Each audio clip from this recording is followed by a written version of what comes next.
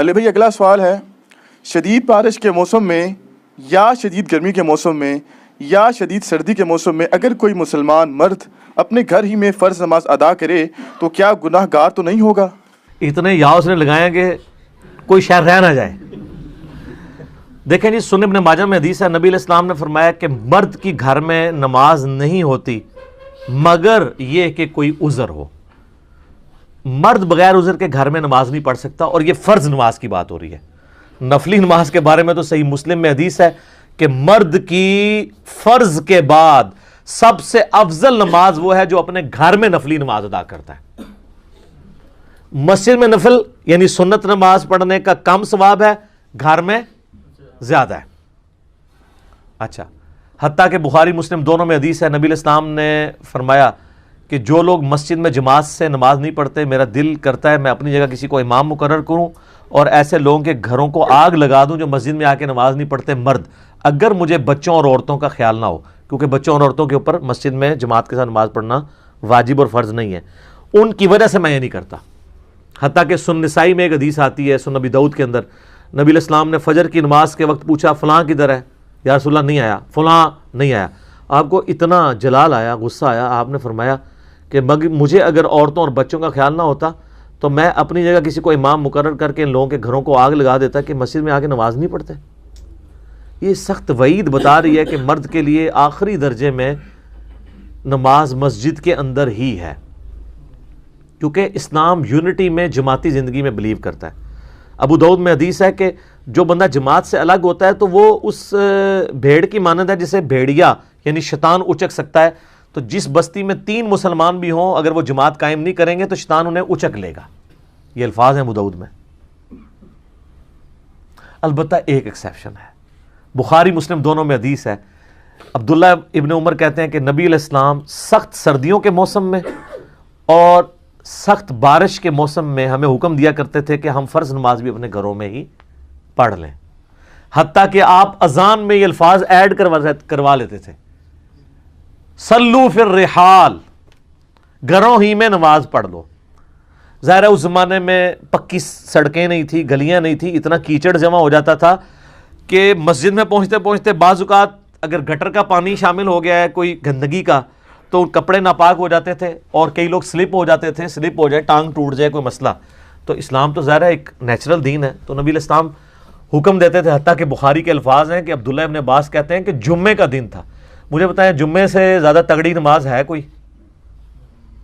سر کوئی فرض نماز بھی جمعے کا مقابلہ نہیں کرتی اپنی سٹرینتھ میں۔ عید کی تو نماز نفلی ہے اور سنت نماز ہے، اسلام میں نمبر 1 نماز جو ہے نا وہ جمعے کی ہے۔ صحیح مسلم میں الفاظ ہیں جو جمعے کی نماز نہیں پڑھتا نا، میرا دل کرتا ہے میں اس کے گھر کو آگ لگا دوں اگر مجھے بچوں اور عورتوں کا خیال نہ ہو۔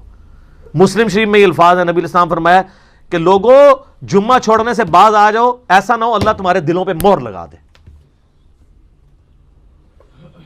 جمعے کی نماز سب سے زیادہ تاکیدی ہے۔ سر قرآن میں ایک ہی نماز ہے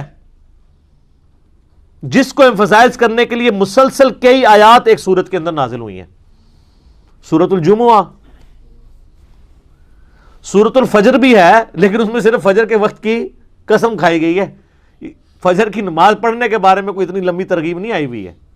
لیکن سورۃ الجمعہ میں کتنا آیا ہے کہ جب جمعے کے دن اذان دی جائے کاروبار ترک کر دو، مسجد کی طرف لپکو، تجارت چھوڑ دو، پھر نماز جب پوری کرو اس کے بعد۔ سر اتنی بڑی تاکید، کیونکہ یہ مسلمانوں کی پولیٹیکل گیدرنگ ہے ویکلی، اس کے بغیر مسلمان ایک پیج پہ نہیں آئیں گے۔ یہ جمعہ اس لیے ہوتا تھا۔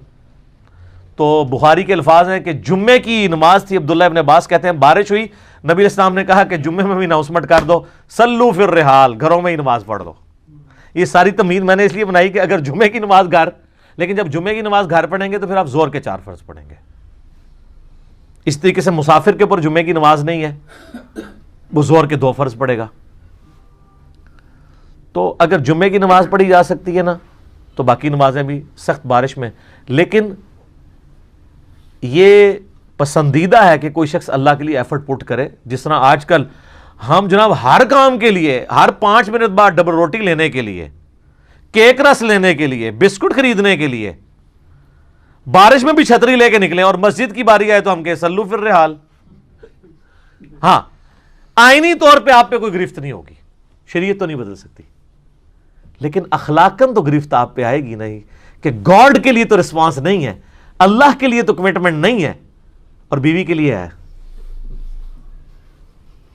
تو ہم تو پوری کوشش کرتے ہیں، کیونکہ آج کل نہ تو ہم ایسی جگہوں پہ رہ رہے ہیں جہاں پہ بہت زیادہ کیچڑ ہے، پکی سڑکیں، پکی گلیاں، 2 منٹ میں مسجد میں پہنچ جاتے ہیں، سکون سے مسجد میں جا کے نماز پڑھتے ہیں، تو پڑھ لینی چاہیے، بال فیسلٹی اپنی جگہ موجود ہے۔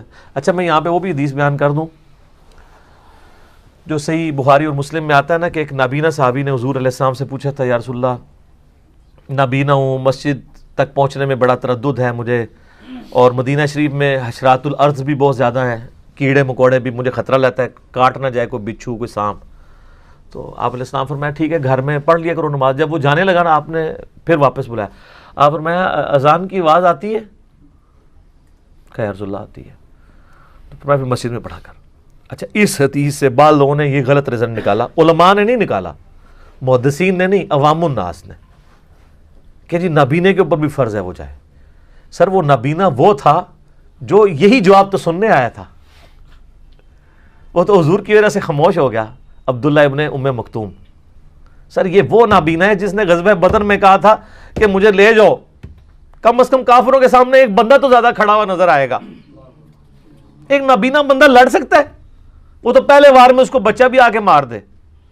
یہ ایسا کمٹمنٹ والا نابینا تھا ابن ام مکتوم، جس کو نبی اسلام نے ابو داؤد میں آتا ہے کہ امامت کے اوپر فائز کیا تھا۔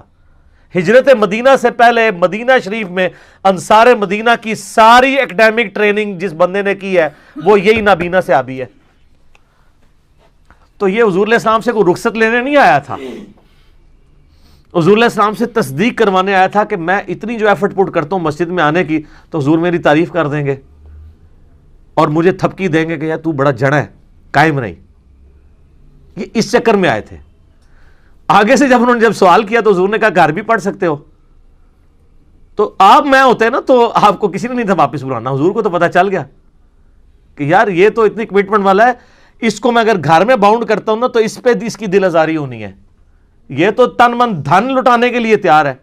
تو یہ عبداللہ ابن ام مکتوم کو حضور علیہ السلام نے کہا تھا، یہ جنرل نہیں ہے۔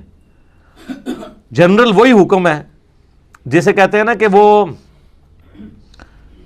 تقوی اور فتویٰ وہی رہے گا کہ آپ پڑھ سکتے ہیں گھر میں نماز۔ نابینا ہے کوئی، معذور ہے، قرآن میں آیا ہے کہ معذور کے لیے جہاد بھی نہیں ہے، اور نابینا ہونے سے بڑی کیا معذوری ہو سکتی ہے، تو یہ ساری چیزیں معاف ہیں۔